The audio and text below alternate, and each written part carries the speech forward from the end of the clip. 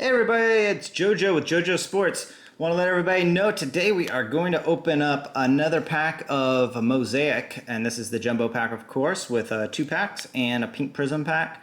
So that's going to be 2019, 2020. But first, we're going to talk a little bit about the difference between PSA and BGS.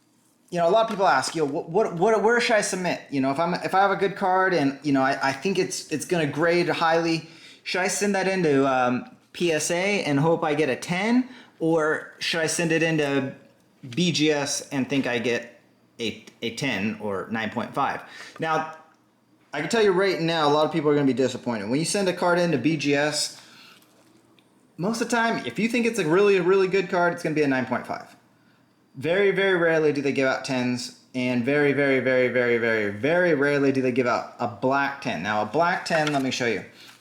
So, here is a regular 10, and if you look at the top, you see centering is a 10, edges are 9.5, corners are 10, surface are 10. So I got 3 10s there and a 9.5. Now if I had all 10s, that would be considered a black 10, and those are very, very rare. So when you see even a BGS 10 or a BGS black 10, that's going to be selling a lot more than a regular PSA 10. A lot of people think PSA grades a little too leniently and they just give out 10s. And you could tell, a lot of the prisms, you could see they're not 100% centered, but yet they're still getting 10s. The reason behind that is because PSA doesn't really have an in-between grade. They don't have a 9.5 like BGS. So you're either going to get a 10 or a 9.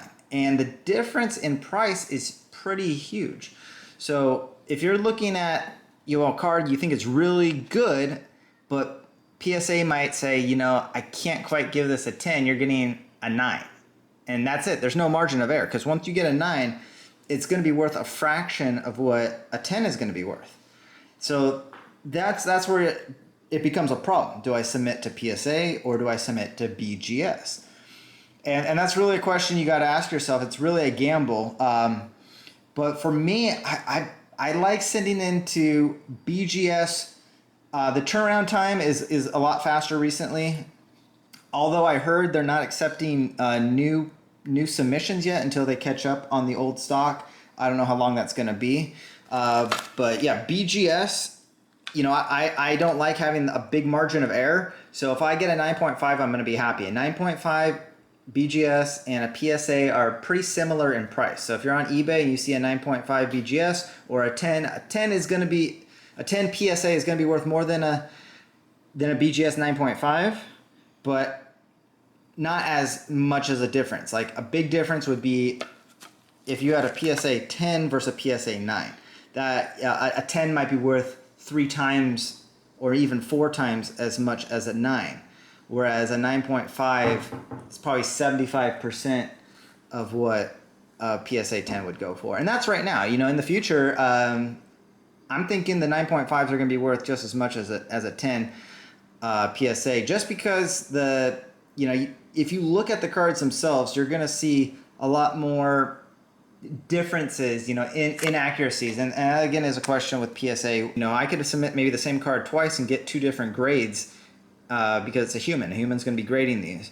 So I would probably send into BGS first if I think it's a really good card, because I just don't want to get that PSA 9. If I get a PSA 9, it's probably worth more raw than in the case. If you really want to be sneaky, send it into PSA. If you don't get that 10, then resubmit it to BGS.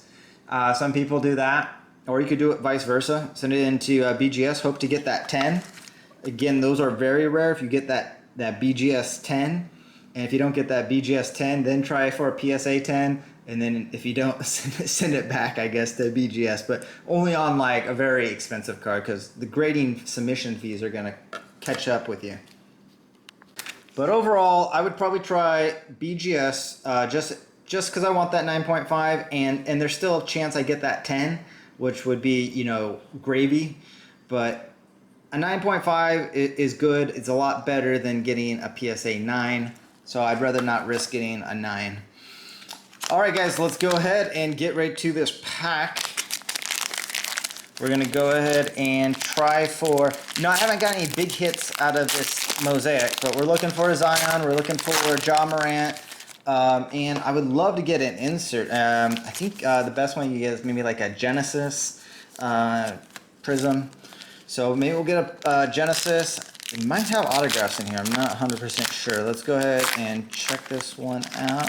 Wish me luck, guys. Wish me luck. All right, here we go. We got Kyle Kuzma, Chris Middleton, Thomas Bryant, Furkan Korsmak, and we got a Russell Westbrook give and go, and we got a NBA debut, Ty Jerome.